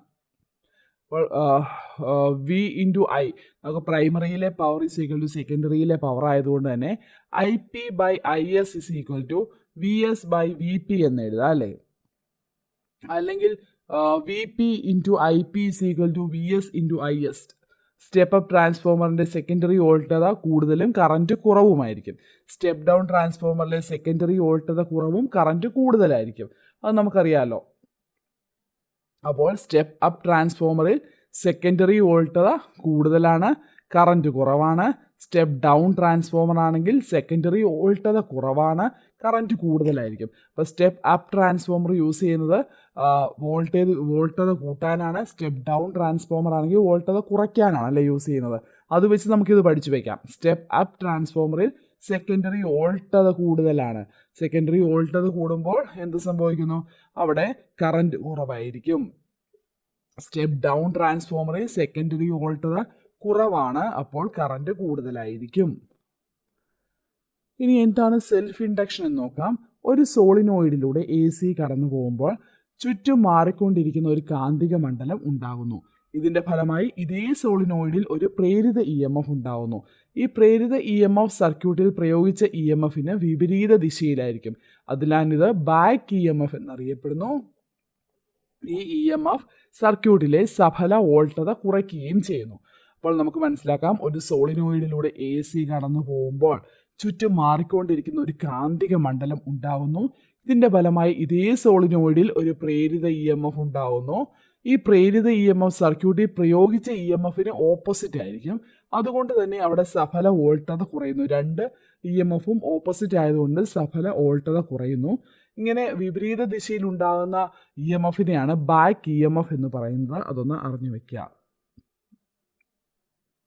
ഇനി ബാക്ക് ഇ എം എഫ് ഉണ്ടാകുന്ന ആ ഒരു പ്രതിഭാസത്തെയാണ് സെൽഫ് ഇൻഡക്ഷൻ എന്ന് പറയുന്നത് അല്ലേ. അപ്പോൾ സോളിനോയിഡിൽ വൈദ്യുതി പ്രവഹിക്കുമ്പോൾ ഉണ്ടാകുന്ന ഫ്ലെക്സ് വ്യതിയാനം അതേ ചാലകത്തിൽ വൈദ്യുത പ്രവാഹത്തെ എതിർക്കുന്ന ദിശയിൽ ഒരു ഇ എം എഫ് അല്ലെങ്കിൽ ബാക്ക് ഇ എം എഫ് ഉണ്ടാക്കുന്നു. ഈ പ്രതിഭാസമാണ് സെൽഫ് ഇൻഡക്ഷൻ. മനസ്സിലാക്കി വയ്ക്കുക. ഇനി എന്താണ് നമ്മൾ ഈ പറയുന്ന സോളിനോയിഡിലൊക്കെ നമ്മൾ ഉപയോഗിക്കുന്നത്? പച്ചിരുമ്പാണെന്ന് നമ്മൾ പറഞ്ഞിട്ടുണ്ടായിരുന്നു അല്ലേ. അപ്പോൾ പച്ചിരുമ്പിന് കാന്തിക ഫ്ലെക്സിൻ്റെ ഉള്ളിലേക്ക് പ്രസരിപ്പിക്കാനുള്ള ശേഷി, പെർമിയബിലിറ്റി കൂടുതലാണ് അല്ലേ. അപ്പോൾ കാന്തിക ഫ്ലെക്സിനെ ഉള്ളിലേക്ക് പ്രസരിപ്പിക്കാനുള്ള ആ ഒരു ശേഷി മൂലമാണ് നമ്മൾ പച്ചിരുമ്പ് ഉപയോഗിക്കുന്നത്. അതിനാൽ കാന്തിക മണ്ഡലത്തിൽ ഏതെങ്കിലും ഒരു ഭാഗത്ത് ഫ്ലെക്സ് സാന്ദ്രത വർദ്ധിപ്പിച്ചാൽ പച്ചിരുമ്പ് ആ ഭാഗത്തിന് അനുയോജ്യമായി ക്രമീകരിച്ചാൽ മതി അല്ലേ, അത് വർദ്ധിപ്പിക്കാൻ വേണ്ടി. അപ്പോൾ ജനറേറ്ററുകൾ, മോട്ടോറുകൾ, ട്രാൻസ്ഫോമറുകൾ എന്നിവയിലെല്ലാം കമ്പിച്ചുരുൾ ചുറ്റിയിരിക്കുന്നത് എവിടെയാണ്? പച്ചിരുമ്പ് കോറിലാണ്. കൂടാതെ ഒരു കാന്തിക മണ്ഡലത്തിൻ്റെ സാന്നിധ്യത്തിൽ പെട്ടെന്ന് കാന്തവൽക്കരിക്കപ്പെടാനും കാന്തിക മണ്ഡലം അപ്രത്യക്ഷമാകുമ്പോൾ കാന്തശക്തി ഉടനടി നഷ്ടപ്പെടുത്തുവാനും ഉള്ള കഴിവാർക്കുണ്ട്? പച്ചിരുമ്പിനുണ്ട്. അപ്പോൾ പച്ചിരുമ്പ് എന്തുകൊണ്ടാണ് യൂസ് ചെയ്യുന്നതെന്ന് മനസ്സിലാക്കി വെക്കണം. അതിന് പെർമിയബിലിറ്റി കൂടുതലാണ്. പെർമിയബിലിറ്റി കൂടുതലാണ്. അതുകൊണ്ട് തന്നെ കാന്തിക മണ്ഡലത്തിൽ ഏതെങ്കിലും ഒരു ഭാഗത്ത് ഫ്ലെക്സ് സാന്ദ്രത വർദ്ധിപ്പിക്കാൻ പച്ചിരുമ്പ് ആ ഭാഗത്ത് അനുയോജ്യമായി ക്രമീകരിച്ചാൽ മതി. ഇനി ഈ പറയുന്ന ജനറേറ്ററുകൾ, മോട്ടോറുകൾ, ട്രാൻസ്ഫോമറുകൾ എന്നിവയിലൊക്കെ കമ്പിച്ചുരുൾ ചുറ്റിയിരിക്കുന്ന പച്ചിരുമ്പ് കോറിലാണ് അല്ലേ. അതുപോലെ ഇതിൻ്റെ ഒരു പ്രത്യേകത, ഇനി പെട്ടെന്ന് കാന്തവൽക്കരിക്കപ്പെടാൻ പറ്റുന്നു. അതുപോലെ തന്നെ കാന്തിക മണ്ഡലം അപ്രത്യക്ഷമാകുമ്പോൾ കാന്തശക്തി ഉടനടി നഷ്ടപ്പെടുത്താനും ഉള്ള കഴിവ് ഈ പച്ചിരുമ്പിനുണ്ട്. ഇനി എന്താണ് ഇൻഡക്ടർ എന്ന് നോക്കാം. ഒരു ഹെലിക്കൽ അല്ലെങ്കിൽ സർപ്പിൾ ആകൃതിയിൽ ചുറ്റിയെടുത്ത കവചിത ചാലകമാണ് ഇൻഡക്ടർ എന്ന് പറയാം. ഒരു സർക്യൂട്ടിലെ വൈദ്യുത പ്രവാഹത്തിലുണ്ടാകുന്ന മാറ്റങ്ങളെ എതിർക്കുന്ന കമ്പിച്ചുരുളാണ് ഇൻഡക്ടർ എന്ന് പറയാം അല്ലേ. അപ്പോൾ എ സി സർക്യൂട്ടിൽ പവർ നഷ്ടം കൂടാതെ വൈദ്യുത പ്രവാഹം ആവശ്യാനുസരണം കുറയ്ക്കുന്നതിനാണ് ഇൻഡക്ടർ യൂസ് ചെയ്യുന്നത്. അപ്പോൾ എന്താണ് ഇൻഡക്ടർ എന്ന് മനസ്സിലാക്കി വെക്കണം. ഒരു സർക്യൂട്ടിൽ സർപ്പിൾ ആകൃതിയിൽ ചുറ്റിയെടുത്ത കവചിത ചാലകമാണ് ഇൻഡക്ടർ എന്ന് മനസ്സിലാക്കാം. ഒരു സർക്യൂട്ടിലെ വൈദ്യുത പ്രവാഹത്തിലുണ്ടാകുന്ന മാറ്റങ്ങളെ എതിർക്കാനാണ് ഈ ഇൻഡക്ടർ എന്ന് പറയുന്ന കമ്പിച്ചുരുൾ ഉപയോഗിക്കുന്നത്. അതുപോലെ എ സി സർക്യൂട്ടിൽ പവർ നഷ്ടം കൂടാതെ വൈദ്യുത പ്രവാഹം ആവശ്യാനുസരണം കുറയ്ക്കുന്നതിന് ഇൻഡക്ടർ ഉപയോഗിക്കാറുണ്ട്. ഇനി എന്തുകൊണ്ടാണ് ഈ ഇലക്ട്രിക് സർക്യൂട്ടുകളിൽ ഇൻഡക്ടറുകൾ പൊതുവെ യൂസ് ചെയ്യുന്നത്? എ സി സർക്യൂട്ടിൽ പവർ നഷ്ടം കൂടാതെ വൈദ്യുത പ്രവാഹം ആവശ്യാനുസരണം കുറയ്ക്കുന്നതിനാണ് ഇൻഡക്ടറുകൾ ഉപയോഗിക്കുന്നത്. അപ്പോൾ എന്തുകൊണ്ടാണ് സർക്യൂട്ടിൽ ഇൻഡക്ടറുകൾ യൂസ് ചെയ്യുന്നതെന്ന് ചോദിച്ചാൽ AC സർക്യൂട്ടിൽ പവർ നഷ്ടം കൂടാതെ വൈദ്യുത പ്രവാഹം ആവശ്യാനുസരണം കുറയ്ക്കുന്നതിന് വേണ്ടിയാണ് ഇൻഡക്ടർ യൂസ് ചെയ്യുന്നത്. ഇനി നമുക്ക് ചലിക്കും ചുരുൾ മൈക്രോഫോൺ നോക്കാം. ഇവിടെ ശബ്ദ തരംഗങ്ങൾ കാണിച്ചിട്ടുണ്ട്, അതുപോലെ ഒരു ഡയഫ്രം കാണിച്ചിട്ടുണ്ട്, പിന്നെ ഒരു വോയിസ് കോയിൽ കാണിച്ചിട്ടുണ്ട്. അതായത് ചുറ്റി വെച്ചിരിക്കുന്ന ഒരു സ്ഥിരകാന്തത്തിന് ചുറ്റും ചുറ്റി വെച്ചിരിക്കുന്ന ഒരു കോയിൽ അല്ലേ, അതുപോലെ ഒരു സ്ഥിരകാന്തം കാണിച്ചിട്ടുണ്ട്. ആ ഫിഗർ തന്നെ ഇവിടെ കാണിച്ചിട്ടുണ്ട്. അപ്പോൾ ചലിക്കും ചുരുൾ മൈക്രോഫോണിന്റെ പ്രവർത്തനം എങ്ങനെയാണെന്ന് മനസ്സിലാക്കാം. കാന്തിക മണ്ഡലത്തിൽ സ്ഥിതി ചെയ്യുന്ന വോയിസ് കോയിൽ അതിനോട് ബന്ധിച്ചിരിക്കുന്ന ഡയഫ്രത്തിൽ പതിക്കുന്ന ശബ്ദ തരംഗങ്ങൾക്ക് അനുസൃതമായി കമ്പനം ചെയ്യുന്നു. അപ്പോൾ ശബ്ദ തരംഗങ്ങൾ വരുമ്പോൾ ഈ ഡയഫ്രത്തിന് മൂവ്മെന്റ് ഉണ്ടാകുന്നു, അതനുസരിച്ച് ഈ വോയിസ് കോയിലും കമ്പനം ചെയ്യുന്നു. ഇതിന്റെ ഫലമായി വോയിസ് കോയിലിൽ ശബ്ദത്തിന് അനുസൃതമായ വൈദ്യുത സിഗ്നലുകൾ ഉണ്ടാവുന്നു അല്ലേ. മൈക്രോഫോണിൽ യാന്ത്രികോർജം വൈദ്യുതോർജമായി മാറുകയാണ്. അപ്പോൾ ഇവിടെ ചലിക്കും ചുരുൾ മൈക്രോഫോൺ ആണ്. ഈ ചലിക്കും ചുരുൾ മൈക്രോഫോണിൽ ഇവിടെ ശബ്ദ തരംഗങ്ങൾ വരുമ്പോൾ അതിനനുസരിച്ച് ഈ ഡയഫ്രം മൂവ് ചെയ്യുന്നു, അതിനനുസരിച്ച് ഈ വോയിസ് കോയിൽ മൂവ് ചെയ്യുന്നു, അതിനനുസരിച്ച് ഇവിടെ എന്ത് സംഭവിക്കുന്നു, അവിടെ വൈദ്യുത സിഗ്നലുകൾ ഉണ്ടാകുമ്പോൾ ഇവിടെ മൈക്രോഫോണിൽ യാന്ത്രികോർജം വൈദ്യുതോർജമായി മാറുകയാണ് ചെയ്യുന്നത്. ഇനി മൈക്രോഫോണിന് മുമ്പിൽ നിന്ന് ശബ്ദം പുറപ്പെടുവിച്ചാൽ കോയിലിൽ ശബ്ദത്തിന് അനുസൃതമായി വൈദ്യുത സിഗ്നലുകൾ സംജാതമാവുന്നു. മൈക്രോഫോണിൽ നിന്ന് ലഭിക്കുന്ന സിഗ്നലുകൾ ദുർബലമായതുകൊണ്ട് തന്നെ ഇവയെ ശക്തീകരിക്കുന്നതിന് വേണ്ടി ആംപ്ലിഫയറിൽ എത്തിക്കുകയാണ് ചെയ്യുന്നത്. ഈ ആംപ്ലിഫയറിൽ എത്തുന്ന സിഗ്നലുകളെ ശക്തി വർദ്ധിപ്പിച്ച ശേഷം ലൗഡ് സ്പീക്കറിലേക്ക് അയക്കുകയും ശബ്ദം പുനഃസൃഷ്ടിക്കപ്പെടുകയും ചെയ്യുന്നു. അപ്പോൾ ഇവിടെ മൈക്രോഫോണിൽ കിട്ടുന്ന സിഗ്നലുകൾ ദുർബലമാണ്, അതുകൊണ്ട് തന്നെ ഇവയെ ആംപ്ലിഫയറിലേക്ക് എത്തിക്കുകയാണ്. അവിടെ എത്തുന്ന സിഗ്നലുകൾക്ക് ശക്തി വർദ്ധിപ്പിക്കുന്നു, അതിനെ പിന്നീട് ലൗഡ് സ്പീക്കറിലേക്ക് അയച്ച് ശബ്ദം പുനഃസൃഷ്ടിക്കുകയാണ് ചെയ്യുന്നത്. ഇനി വിവിധ തരം മൈക്രോഫോണുകൾ ഏതാണെന്ന് മനസ്സിലാക്കാം. ചലിക്കും ചുരുൾ മൈക്രോഫോണുകൾ കൂടാതെ കാർബൺ മൈക്രോഫോണുകൾ, ക്രിസ്റ്റൽ അഥവാ സിറാമിക് മൈക്രോഫോണുകൾ, റിബൺ മൈക്രോഫോണുകൾ എന്നിവ, അതുപോലെ തന്നെ കപ്പാസിറ്റർ മൈക്രോഫോണുകൾ എന്നിവയാണ് പൊതുവെ കാണപ്പെടുന്നത്. ഇനി കാർബൺ മൈക്രോഫോൺ ആണെങ്കിൽ കാർബൺ തരികൾ അടങ്ങുന്ന ബട്ടൺ എന്ന് വിളിക്കപ്പെടുന്ന ഒരു ചെറിയ പേടകമാണ് ഇതിനുള്ളത്.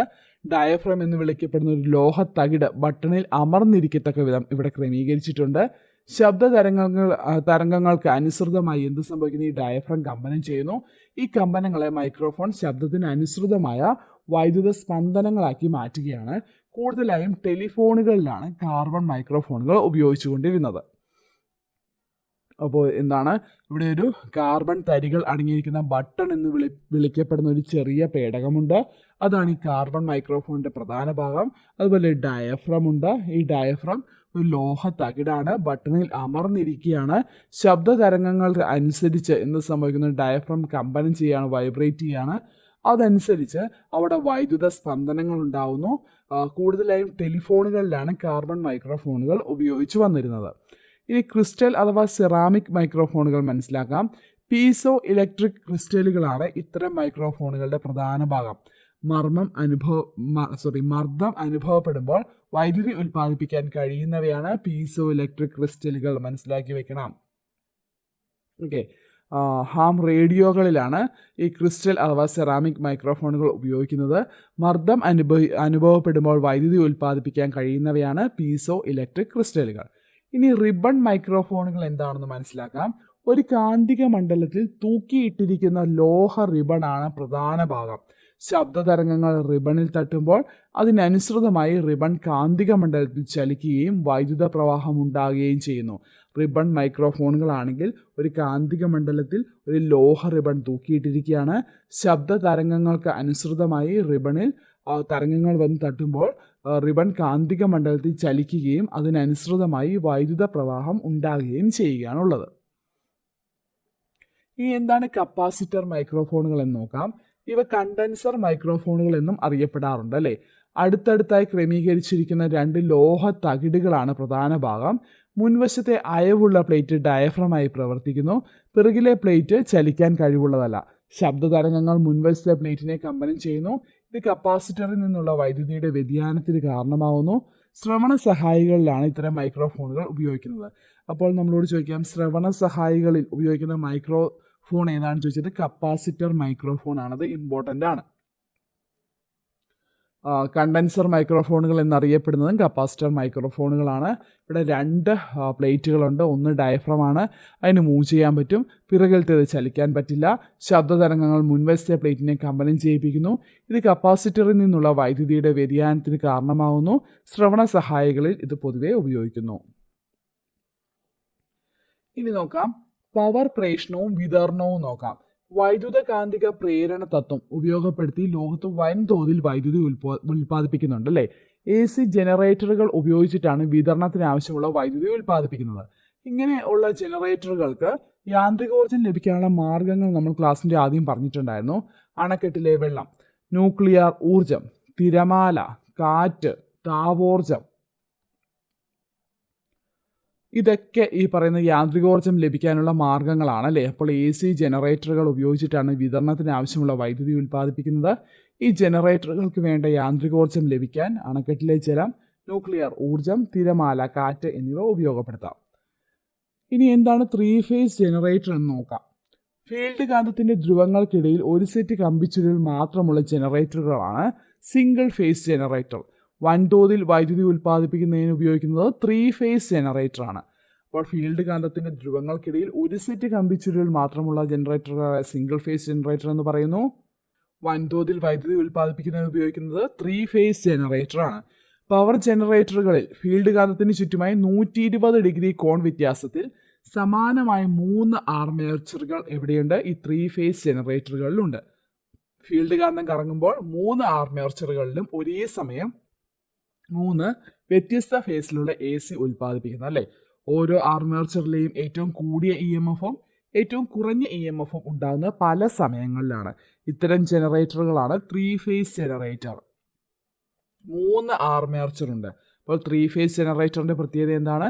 120 ഡിഗ്രി കോൺ വ്യത്യാസത്തിൽ ഫീൽഡ് കാന്തത്തിന് ചുറ്റുമായി 3 ആർമേച്ചർ യൂസ് ചെയ്യുന്ന ജനറേറ്ററാണ് 3 ഫേസ് ജനറേറ്റർ. അതുകൊണ്ട് തന്നെ ഫീൽഡ് കാന്തം കറങ്ങുമ്പോൾ 3 ആർമേച്ചറുകളിലും ഒരേ സമയം 3 വ്യത്യസ്ത ഫേസിലുള്ള AC ഉൽപ്പാദിപ്പിക്കുന്നു.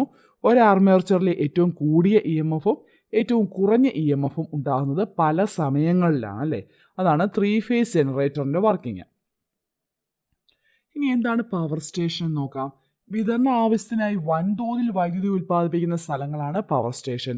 പവർ സ്റ്റേഷനുകളിൽ ഉപയോഗിക്കുന്നത് 3 ഫേസ് AC ജനറേറ്ററുകളാണ്. അപ്പോൾ പവർ സ്റ്റേഷനിൽ ഉപയോഗിക്കുന്ന ജനറേറ്റർ ഏതാണ്? 3 ഫേസ് AC ജനറേറ്ററാണ്. വിതരണ ആവശ്യത്തിനു വേണ്ടി വൻതോതിൽ വൈദ്യുതി ഉൽപ്പാദിപ്പിക്കുന്ന സ്ഥലങ്ങളാണ് പവർ സ്റ്റേഷൻ.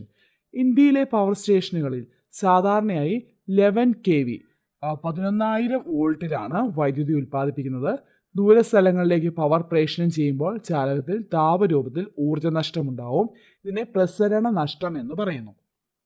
എന്താണ് പ്രസരണ നഷ്ടം? അപ്പോൾ വൈദ്യുതി ദൂരസ്ഥലങ്ങളിലേക്ക് പ്രേഷണം ചെയ്യപ്പെടുമ്പോൾ ചാലകത്തിൽ താപരൂപത്തിൽ ഊർജ്ജനഷ്ടം ഉണ്ടാകുന്നതിനെ പ്രസരണ നഷ്ടം എന്ന് പറയുന്നു. ഇനി നമുക്കറിയാലോ P=V×I. പവറിൽ വ്യത്യാസം വരാതെ കറണ്ട് കുറയ്ക്കാനുള്ള മാർഗം അല്ലേ. പവറിൽ വ്യത്യാസം വരാതെ കറണ്ട് കുറയ്ക്കാനുള്ള മാർഗം എന്താണ്? കറണ്ട് കുറയ്ക്കണമെങ്കിൽ ഇവിടെ വോൾട്ടേജ് കൂട്ടണം അല്ലേ, വോൾട്ടത കൂട്ടണം. അപ്പോൾ P=V×I എന്ന ഇക്വേഷൻ അടിസ്ഥാനമാക്കി നമുക്കത് മനസ്സിലാക്കാം. ഈ പവർ സ്റ്റേഷനിൽ വെച്ച് തന്നെ സ്റ്റെപ്പ് അപ്പ് ട്രാൻസ്ഫോമർ ഉപയോഗിച്ച് വോൾട്ടത 220 kV വരെ ഉയർത്തുന്നു. പ്രേഷണം ചെയ്യേണ്ട ദൂരത്തിനനുസരിച്ച് 110 kV, 400 kV എന്നീ വോൾട്ടതയും ഉപയോഗപ്പെടുത്താറുണ്ട്. ഇതിൻ്റെ ഫലമായി കറൻറ്റും താപരൂപണയുള്ള ഊർജ്ജ നഷ്ടവും കുറയ്ക്കാൻ പറ്റുന്നു അല്ലേ. പിന്നീട് പവർ പ്രേഷണത്തിൻ്റെ വിവിധ ഘട്ടങ്ങളിൽ സബ്സ്റ്റേഷനുകളിൽ വെച്ചിട്ട് എന്ത് സംഭവിക്കുന്നു? വോൾട്ടത ക്രമമായി താഴ്ത്തുകയും വിതരണ ട്രാൻസ്ഫോമറിലേക്ക് 11 kVയിൽ വൈദ്യുതി എത്തിക്കുകയും ചെയ്യുന്നു. ഗാർഹിക ആവശ്യങ്ങൾക്കുള്ള 230 വോൾട്ട് ലഭിക്കുന്നത് വിതരണ ട്രാൻസ്ഫോമറിൽ നിന്നാണ്.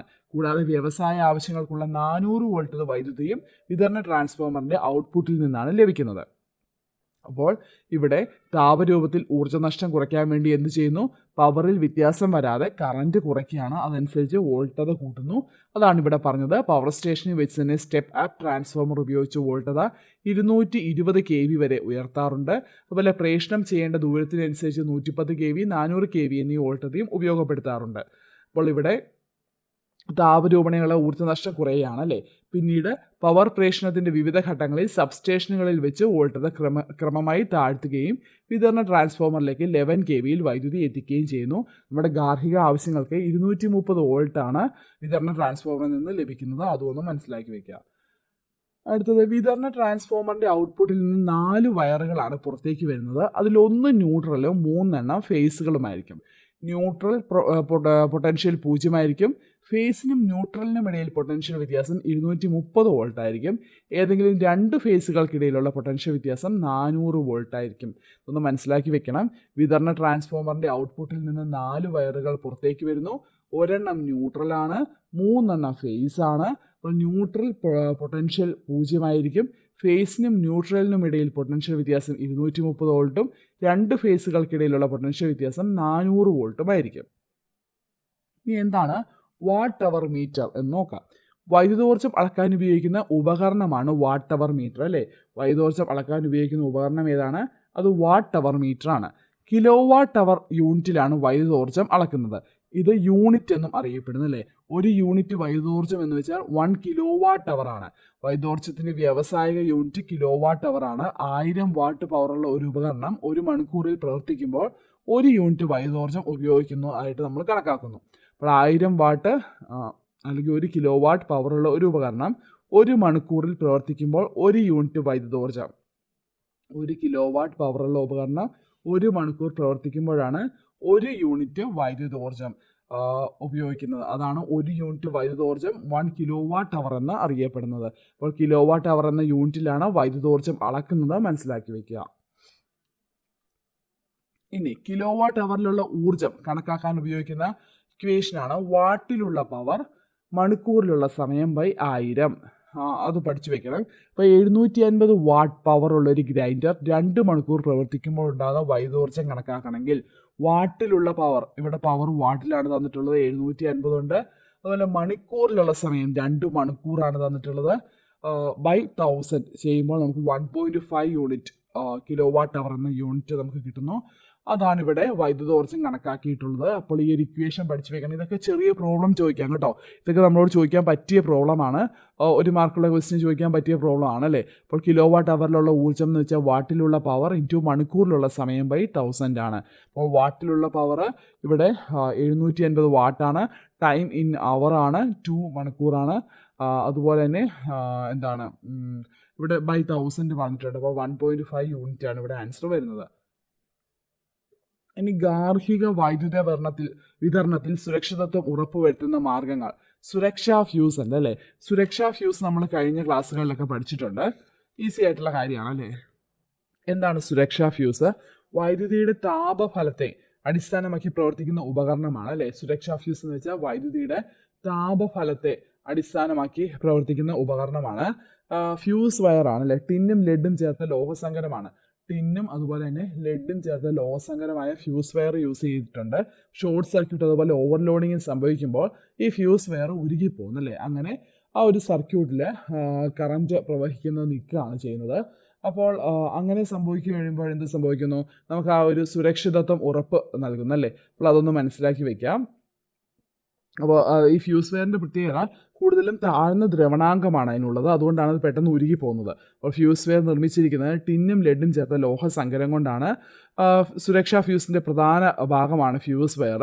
അപ്പോൾ ഒരു സർക്യൂട്ടിൽ അമിത വൈദ്യുത പ്രവാഹം ഉണ്ടാകുന്ന മൂലമുള്ള അപകടത്തിൽ നിന്ന് ഉപകരണങ്ങളെ സംരക്ഷിക്കുന്ന സംവിധാനമാണ് സുരക്ഷാ ഫ്യൂസ് എന്നൊന്ന് മനസ്സിലാക്കി വെക്കുക. ഇതിന് മുമ്പത്തെ ചാപ്റ്റർ നമ്മൾ പറഞ്ഞിട്ടുണ്ട്. ഇനി എന്താണ് MCB അഥവാ മിനിയേച്ചർ സർക്യൂട്ട് ബ്രേക്കർ അഥവാ ELCB, earth leakage circuit breaker എന്ന് മനസ്സിലാക്കാം. ഫ്യൂസിന് പകരമായി ഷാഹ സർക്യൂട്ടുകളിൽ ഉപയോഗിക്കുന്ന സംവിധാനമാണ് MCB, മിനിയേച്ചർ സർക്യൂട്ട് ബ്രേക്കർ. സർക്യൂട്ടിൽ ഷോർട്ട് സർക്യൂട്ട്, ഓവർലോഡിംഗ് എന്നിവ മൂലം അമിത വൈദ്യുത പ്രവാഹം ഉണ്ടാകുമ്പോൾ MCB സ്വിച്ച് എന്ത് ചെയ്യുന്നു? സ്വയം ഓട്ടോമാറ്റിക്കായിട്ട് സർക്യൂട്ട് വിച്ഛേദിക്കുകയാണ് ചെയ്യുന്നത് അല്ലേ. ഈ സർക്യൂട്ടിലെ പ്രശ്നം പരിഹരിച്ച ശേഷം MCB സ്വിച്ച് ഓണാക്കി സർക്യൂട്ട് പൂർവ്വസ്ഥിതിയിലാക്കാൻ പറ്റും. വൈദ്യുതിയുടെ താപഫലവും കാന്തിക ഫലവും ഉപയോഗപ്പെടുത്തിയാണ് MCB പ്രവർത്തിക്കുന്നത്. സുരക്ഷാ ഫ്യൂസ് ആണെങ്കിൽ വൈദ്യുതിയുടെ താപഫലം മാത്രം പ്രയോജനപ്പെടുത്തിയാണ് പ്രവർത്തിക്കുന്നത്. എന്നാൽ MCB ആണെങ്കിൽ, മിനിയേച്ചർ സർക്യൂട്ട് ബ്രേക്കർ ആണെങ്കിൽ വൈദ്യുതിയുടെ താപഫലം, കാന്തിക ഫലം ഉപയോഗപ്പെടുത്തിയാണ് പ്രവർത്തിക്കുന്നത്. ഇനി ഇൻസുലേഷൻ തകരാർ മൂലമോ മറ്റോ സർക്യൂട്ടിൽ കറന്റ് ലീക്ക് ഉണ്ടായാൽ സർക്യൂട്ട് ഓട്ടോമാറ്റിക്കായി വിച്ഛേദിക്കപ്പെടാൻ ELCB സഹായിക്കുന്നു. ELCB എന്ന് വെച്ചാൽ എന്താണ്? എർത്ത് ലീക്കേജ് സർക്യൂട്ട് ബ്രേക്കർ ആണ് അല്ലേ? എർത്ത് ലീക്കേജ് സർക്യൂട്ട് ബ്രേക്കർ ആണ് ELCB. സർക്യൂട്ടിൽ കറന്റ് ലീക്ക് ഉണ്ടായാൽ സർക്യൂട്ട് ഓട്ടോമാറ്റിക്കായി വിച്ഛേദിക്കപ്പെടാൻ സഹായിക്കുന്നതാണ്. ഇതുമൂലം വൈദ്യുത സർക്യൂട്ടോ ഉപകരണവുമായി സമ്പർക്കത്തിൽ വരുന്നവർക്ക് ഷോക്ക് ഏൽക്കുന്നില്ല അല്ലേ? അപ്പോൾ ECBക്ക് കൂടുതൽ സുരക്ഷ ഉറപ്പുവരുത്താൻ ഇപ്പോൾ RCCB ആണ് ഉപയോഗിക്കുന്നത്. റെസിഡ്യുവൽ കറന്റ് സർക്യൂട്ട് ബ്രേക്കർ ഉപയോഗിക്കാറുണ്ട്. അപ്പോൾ ELCB earth leakage circuit breaker, RCCB residual current circuit breaker ഒക്കെയാണ് ഇപ്പോൾ പൊതുവായിട്ട് ഉപയോഗിക്കുന്നത്. ഇനി 3-പിൻ പ്ലഗും എർത്തിങ്ങും എന്താണെന്ന് നോക്കാം. ചില ഉപകരണങ്ങൾ ഉപയോഗിക്കുമ്പോൾ സുരക്ഷിതത്വം ഉറപ്പുവരുത്താനായി 3-പിൻ പ്ലഗുകളാണ് ഉപയോഗിക്കുന്നത്. ഈ 3-പിൻ പ്ലഗിലെ E എന്ന ആ ഒരു പിൻ എന്താണ്? എർത്ത് ലൈൻ ആണ് അല്ലേ? E എന്ന് പറയുന്ന പിൻ സമ്പർക്കത്തിൽ വരുന്നത് എർത്ത് ലൈനുമായിട്ടാണ്. ഇനി 3-പിൻ പ്ലഗിൽ എർത്ത് പിന്നിന്റെ പ്രത്യേകത എന്താണ്? എർത്ത് പിന്നിന് മറ്റ് 2 പിന്നുകളെ അപേക്ഷിച്ച് വണ്ണവും നീളവും കൂടുതലായിരിക്കും അല്ലേ? അതായത് ആദ്യം തന്നെ 3-പിൻ സോക്കറ്റിലേക്ക് ഘടിപ്പിക്കുമ്പോൾ സർക്യൂട്ടുമായി ആദ്യം സമ്പർക്കത്തിൽ വരുന്ന ഏതാണത്? എർത്ത് പിന്നാണ്. അപ്പോൾ 3-പിൻ പ്ലഗിൽ E എന്ന പിൻ സമ്പർക്കത്തിൽ വരുന്നത് എർത്ത് ലൈനുമായിട്ടാണ്. അതുകൊണ്ട് എർത്ത് പിൻ എന്ന് അത് അറിയപ്പെടുന്നു. 3-പിൻ സോക്കറ്റിലേക്ക് ഘടിപ്പിക്കപ്പെടുമ്പോൾ സർക്യൂട്ടുമായി ആദ്യം സമ്പർക്കത്തിൽ വരുന്നത് ഈ എർത്ത് പിന്നാണ്. അതൊന്ന് അറിഞ്ഞു വെക്കാം.